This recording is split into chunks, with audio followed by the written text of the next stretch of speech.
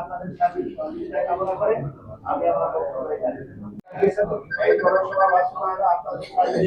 আমরা চাই এই সব কিছুই কিন্তু আপনাদের মাধ্যমে চলে আসছে। আপনাদের মুখ করে দেন আপামর জনসাধারণ যেখানেই ডাক্তার শফিকুর রহমান যাচ্ছেন, মানুষের ঢল নামছে, মানুষের স্রোত নামছে। আজকে বাংলাদেশ জামাত ইসলামীর কাছ থেকে এদেশের মানুষ একটি ন্যায় ও ইনসাফ ভিত্তিক সমাজ চায়। সেই ন্যায় ও ইনসাফ ভিত্তিক সমাজ কায়েম করার রূপরেখা কি, এই রূপরেখা আজকে বর্ণনা করছেন, ব্যাখ্যা দিচ্ছেন, জনগণকে বোঝাচ্ছেন আমাদের সম্মানিত আমির জামাত। ফরিদপুরের এই মাটিতেও ইনশাআল্লাহ এই জনগণের সামনে জামাত ইসলামের যে ইশতেহার গতকাল ঘোষণা করা হয়েছে, ওই ইশতেহারের বাস্তবায়ন, ইশতেহারের কীভাবে আমরা বাস্তবায়ন করব সেই ব্যাখ্যা উনি দেবেন। আপনাদের উদ্দেশ্যে উনি বক্তব্য রাখবেন। আলহামদুলিল্লাহ, ফরিদপুরের যে দাবি, সেই দাবিগুলো উনি তার সরকার যদি ক্ষমতায় যায় তিনি বাস্তবায়নের প্রতিশ্রুতি দিবেন। আমরা তার কাছে আমরা দিয়ে এসেছি এবং সার্বিক প্রস্তুতি আমরা পরিদর্শন করেছি। আমরা আশা করি যে আজকের মধ্যেই আমাদের প্রস্তুতি হয়তো বা সম্পন্ন হয়ে যাবে। না, কালকে যেহেতু বিকালে আমাদের সমাবেশ, এজন্য হয়তো কিছু সময় লাগতেও পারে।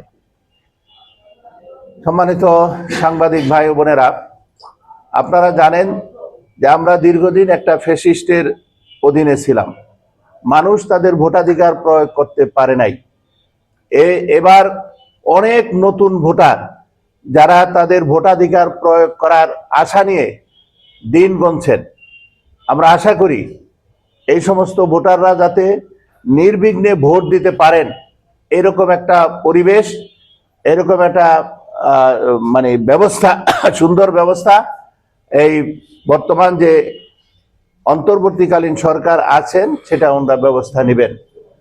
আমরা আইন শৃঙ্খলার দায়িত্বে নিয়োজিত বিভিন্ন সংস্থার সাথে কথা বলেছি। তারা আমাদেরকে আশ্বস্ত করেছেন যে জনগণ ভোট দিবে এবং নির্বিঘ্নেই ভোট দিবে, এবং নির্বাচন কেন্দ্রে বিভিন্ন ধরনের ব্যবস্থা থাকবে, যেমন সিসি ক্যামেরা সহ অন্যান্য ব্যবস্থা থাকবে। আমাদের প্রত্যাশা, মানুষ আশা করে আমরা ফ্যাসিস্ট মুক্ত হয়েছি, আমরা ফ্যাসিস্ট মুক্ত হয়েছি। ভবিষ্যতে যেন আর কোনো ফ্যাসিস্ট নির্বাচিত হতে না পারে, মানুষকে নিয়ে সিনেমিনি খেলতে না পারে। আমাদের অঙ্গীকার হচ্ছে আমরা দুর্নীতি করব না, দুর্নীতি করতে দেব না। আপনারা জানেন যে আমাদের বিগত 4 দলীয় সরকারের সময় আমাদের 2 জন মন্ত্রী 3টা মন্ত্রণালয় পরিচালনা করেছেন। তার ভিতরে আপনাদের প্রিয় এবং আপনাদেরকে ভালোবাসতেন ফরিদপুরে জামাত ইসলামের সেক্রেটারি জেনারেল জনাব আলী হাসান মোহাম্মদ মুজাহিদ, উনি একটা মন্ত্রণালয় পরিচালনা করেছিলেন। দুর্নীতি মুক্তভাবে মন্ত্রণালয় পরিচালনা করা যায়, এটা ওনারা দেখিয়েছেন। আমরা আশা করি আগামী দিনে এদেশের মানুষ যদি চায় এবং আল্লাহর ইচ্ছায় যদি জামাত ইসলামী মানুষের সেবা করার সুযোগ পায়, তাহলে আমরা দুর্নীতিমুক্তভাবে এই দেশ পরিচালনা করতে সক্ষম হব ইনশাআল্লাহ। বর্তমানে নির্বাচনের যে পরিবেশ আছে আলহামদুলিল্লাহ ভালো। কোনো কোনো জায়গায় কিছু ভীতি সঞ্চার করার জন্য আমাদের কাছে ভোটারদের কাছ থেকে অভিযোগ আসে। এটা কোনো লিখিত অভিযোগ না, এমনিতেই আসে যে কেউ কেউ বলে ভোট দিবি দেশ, কালকে ভোটের পরের দিন কি করবি, এরকম বিভিন্ন ধরনের হুমকি ধুমকি আসে। তা আমরা আশা করি এদেশের মানুষ ভোট দেওয়ার জন্য যেভাবে উন্মুখ হয়ে আছে এবং উৎসব মুখর পরিবেশে ভোট দিবে, কাজে এই ধরনের হুমকি ধমকিতে মানুষ ভোট দেয়া থেকে বিরত থাকবে না। ত্রয়োদশ জাতীয় সংসদ নির্বাচন আমাদের একেবারেই দ্বারপ্রান্তে। আমরা চাই বহুদিনের ভুলে থাকা ভোট নতুনভাবে আমাদের সামনে এসেছে। এই ভোট যাতে মানুষ সুন্দর সুশৃঙ্খল পরিবেশে মনের ফুর্তিতে আনন্দ ঘন পরিবেশে যাতে জনগণ যে উৎসাহ উদ্দীপনা তাদের মধ্যে সৃষ্টি হয়েছে, এরা যাতে ভোটের মাধ্যমে প্রকাশ করতে পারে, এই জন্য আমরা সকলেই তৎপর আছি এবং আশা করি আপনারাও সাংবাদিক বৃন্দ নিশ্চয়ই এ ব্যাপারেও তৎপর আছেন। আপনাদের ভূমিকা এখানে অগ্রগণ্য, কারণ আপনারা জানেন প্রতিদ্বন্দ্বী পক্ষ আছে, প্রতিদ্বন্দ্বিতা যেখানেই হয় সেখানে কিছু সমস্যা হওয়াটা অস্বাভাবিক নয়।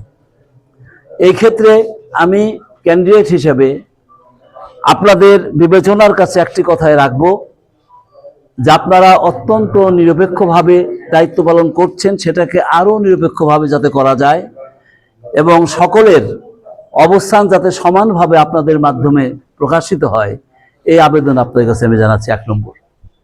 দ্বিতীয় কথা হলো, আমাদের যারা প্রতিপক্ষ আছেন তারা ইতোমধ্যেই এই কিছু কিছু জায়গায় কিছু কিছু ধমক ধামক, হুমকি ধামকি, বিশেষ করে মহিলা কর্মীদের উপরে একটু কটাক্ষ করে আলাপ আলোচনা, এগুলো তারা চালিয়ে যাচ্ছে। তা আমরা আমাদের কর্মীদেরকে নির্দেশনা দিয়েছি যে তারা পায়ে পাড়া দিয়ে ঝগড়া করতে চাইলেও তোমরা কোনো ঝগড়া লিপ্ত হবে না, প্রয়োজনে আসসালামু আলাইকুম বলে চলে আসবা, কোনো কথার দরকার নেই। তবুও মানুষের মন তো বলা যায় না, এদিকে আপনারা যদি তৎপর থাকেন তাহলে হয়তো ময়দানের পরিবেশও যাতে সুস্থ থাকে এই ব্যাপারে অনেকটা সহায়তা আপনারা করতে পারেন। আর একটা বিষয় হলো যে আমরা সাংবাদিক ভাইদের কাছে কি চাই, আমরা চাই নিরপেক্ষ সংবাদ পরিবেশন করা। আপনারা সে দায়িত্ব পালন করেন আমি তা জানি, তারপরেও আমরা আপনাদের ওই জায়গাটুকু আবার স্মরণ করে দিচ্ছি যে আপনারা নিরপেক্ষ ভূমিকা পালন করছেন এবং আগামীতেও ইনশাল্লাহ করবেন। যাই হোক, আমরা জামাত ইসলামী আগাগোড়াই সাংবাদিক বান্ধব।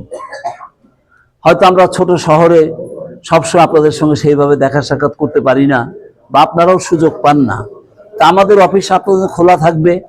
আপনারা যখন যে কোনো বিষয়ে আমাদের অফিসের সঙ্গে যোগাযোগ করলে আপনারা আমাদের পক্ষ থেকে সর্বপ্রথম সহযোগিতা ইনশাল্লাহ পাবেন।